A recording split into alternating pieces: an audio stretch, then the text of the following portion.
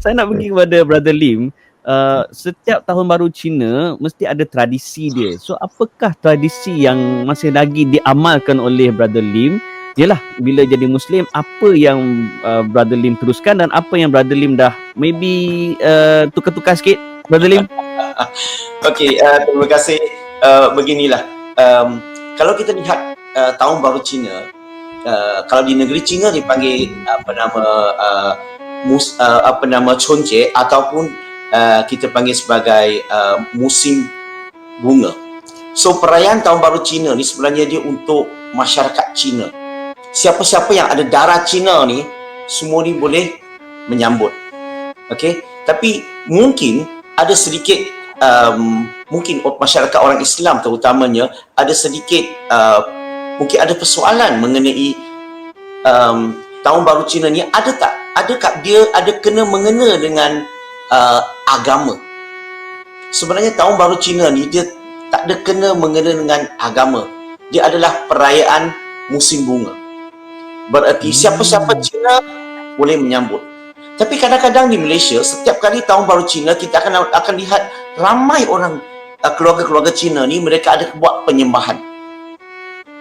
So, penyembahan itu sebenarnya tak ada kena mengena dengan tahun baru Cina. Tapi itu lebih kepada peribadi. Berarti, kalau dia beragama A, dia buat penyembahan, dia buat kesyukuran. Dia tak ada kena mengena dengan tahun baru Cina. Itu yang pertama. Yang kedua, yang bila kita sebut tentang tahun baru Cina ni, tradisi amalan orang Cina, perkara yang paling penting, saya rasa antara semua ni paling penting adalah makan besar. Malam sebelum tahun baru Cina, makan besar. Ini adalah tradisi yang paling penting bagi anak-anak, adik-beradik yang telah bekerja di merata tempat. Mereka semua akan pulang ke rumah dan akan makan bersama dengan keluarga, dengan ibu bapa, dengan adik-beradik dan sebagainya. So, makan besar tu bukan makan barang-barang yang besar. Makan besar tu maksudnya makan makanan yang jarang-jarang hari biasa kita makan.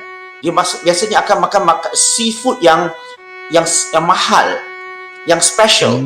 Okey, ataupun tentang sayur-sayuran yang di bawah laut dan sebagainya. So, makan besar itulah tradisi yang sangat penting. Dan malam itu juga, selepas makan malam, biasanya kalau dalam rumah, adik-beradik ni yang dah bekerja, tapi belum berumah tangga, tak boleh bagi angpau. So, dia akan bagi wang malam itu. Sebelum tahun baru Cina, dia akan bagi wang kepada adik-beradik. Biasanya mereka semua anak-anak balik ke rumah akan bagi wang yang banyak kepada mak bapak. Okey, dan anak-anak biasanya akan sediakan angpau siap untuk mak bapak untuk diagihkan semasa tahun baru Cina.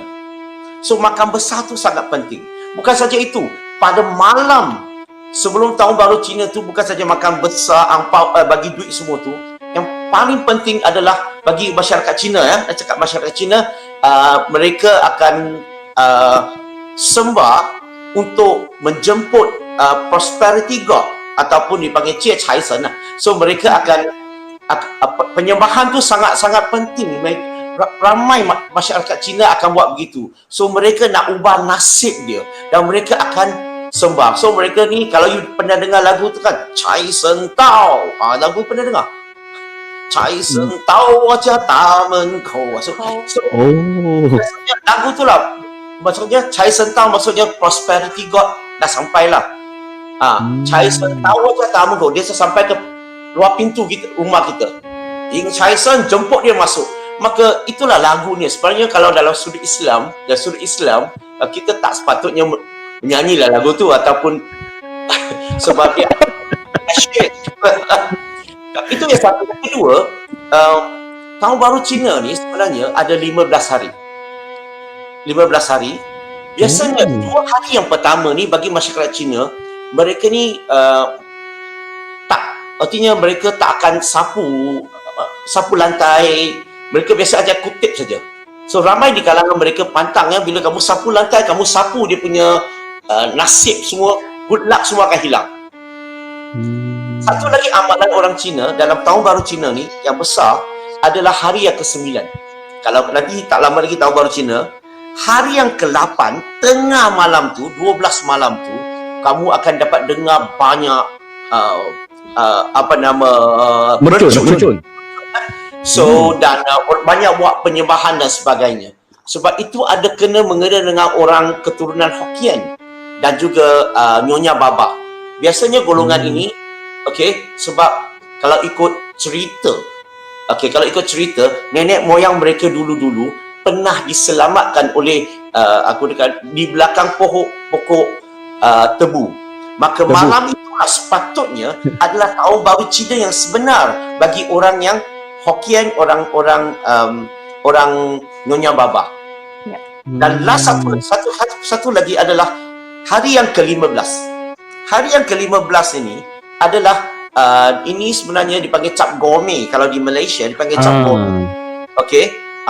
Tapi di negeri Cina disambut sebagai macam hari kekasih. Di negeri Cina mereka akan letak tanglong cantik-cantik supaya orang yang belum ada pasangan, belum kahwin atau belum ada pasangan atau nak cari pasangan baru, biasanya mereka akan pakai cantik-cantik, kononnya pergi tengok tanglong, tapi sebenarnya nak lepaskan karen mungkin. So di negeri Cina lah itu yang akan berlaku. Di Malaysia lain sedikit. Orang Cina akan pergi ke sungai. Kalau pergi ke negeri Melaka, mereka akan pergi ke sungai dan mereka akan baling orange kat dalam sungai itu dan mereka buat doa supaya dapat jumpa pasangan dia. So ini sedikit, tapi untuk saya selepas bermula agama Islam, saya amalkan ke tidak? Saya menyambut Tahun Baru Cina, saya makan besar, tapi hanya saya bagi duit, tetapi saya tidak buat penyembahan untuk tengah malam sebelum Tahun Baru Cina itu. Dan saya menyambut Tahun Baru Cina 15 hari, tetapi hari ke-9 tu, yang penyembahan tu, kita orang Islam tak boleh terlibat lah, sebab itu penyembahan yang ritual. Ya, ritual tu kita tak terlibat. Tapi 15 hari. Tapi last satu, walaupun hari kekasih hari yang ke-15, Itu nak tanya tu. dalam sudut sebagai seorang Muslim, kita punya hari kekasih bila kita sudah berumah tangga. Ya, sudah kahwin, itu hari kekasih. Tapi kita tak adalah hari kekasih bahawa kita di bersama candlelight dinner ke, kita pergi ini itu, tak adalah begitu. So itulah, bila dah masuk Islam, masih lagi amalkan Islam, masih lagi boleh menyambut Tahun Baru Cina, sebab dia ni adalah budaya saja, dia bukan keagamaan. Wallahu a'lam. Alright.